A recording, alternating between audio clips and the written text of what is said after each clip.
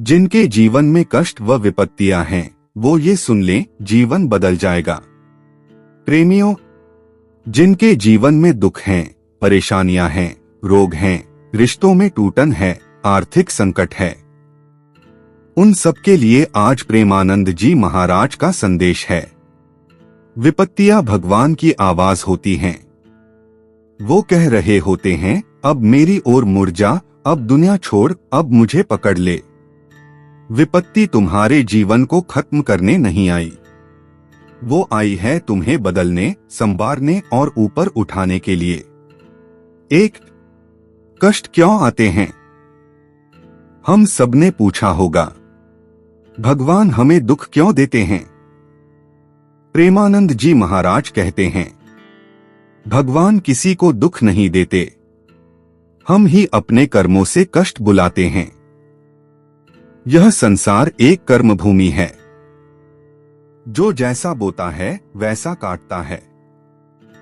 अगर हमने किसी को दुख दिया है, किसी का हक छीना है, अहंकार, लालच, मोह में बहकर पाप किए हैं, तो वो कर्म लौट कर आते हैं कष्ट और विपत्ति बनकर।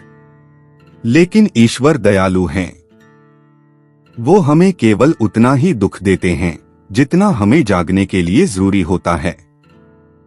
2, दुख से डरना नहीं, उसे समझना है। दुख गुरु है। अगर तू इसके पास बैठ गया तो ये तुझे भगवान तक पहुंचा देगा।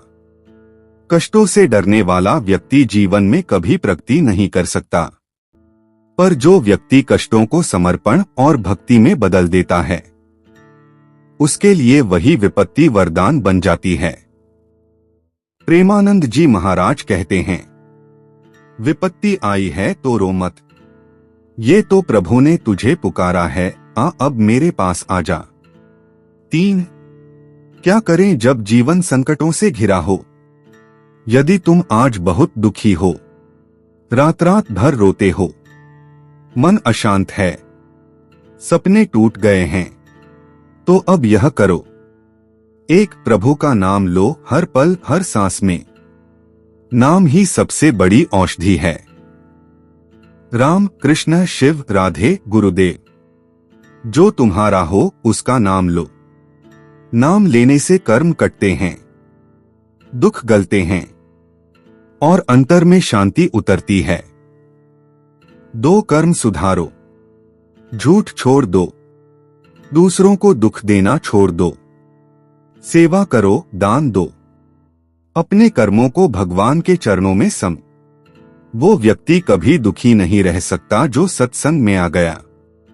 सत्संग मन का भोजन है, यह तुम्हारे भीतर की टूट फूट को जोड़ता है। 4, ध्यान और मौन साधो, हर दिन 10 से 15 मिनट मौन में बैठो, आंखें बंद करके अपने मन को देखो, अपने हृदय को सुनो, फिर धीरे धीरे मन का बोझ हल्का होगा। 4, कष्टों का वास्तविक उद्देश्य। विपत्ति आती है हमें याद दिलाने कि हम आत्मा हैं, शरीर नहीं, ईश्वर के हैं, संसार के नहीं। जब सब कुछ ठीक चलता है तब इंसान भगवान को भूल जाता है, लेकिन जैसे ही दुख आता है आदमी मंदिर जाता है, प्रार्थना करता है, विनम्र होता है। तो दुख तुम्हें विनम्र बनाने आया है, घमंड तोड़ने आया है, ईश्वर से जोड़ने आया है। 5, कई बार दुख हमें बचाता है। प्रेमानंद जी महाराज ने एक बार कथा में कहा, एक युवक विदेश जाने वाला था पर उसका पासपोर्ट रुक गया। बहुत रोया, परेशान हुआ, पर 3 महीने बाद जिस प्लेन से वह जाने वाला था उसी की दुर्घटना हो गई। तब वह समझा विपत्ति में भी भगवान की कृपा छुपी थी। जो दुख आज तुम्हें चुभ रहा है वही कल तुम्हारे जीवन की रक्षा कर रहा हो, यह भी संभव है।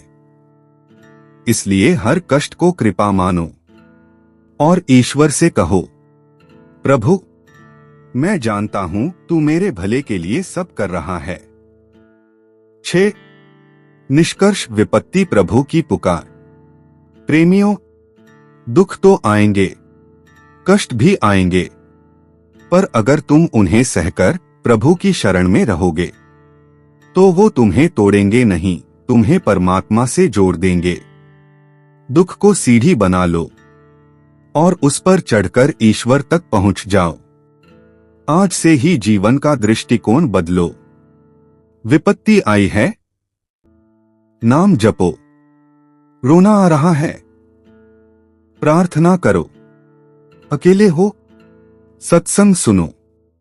थक गए हो, ध्यान साधो और मन ही मन कहो, हे प्रभु, ये जीवन तेरा है, ये दुख भी तेरे हैं।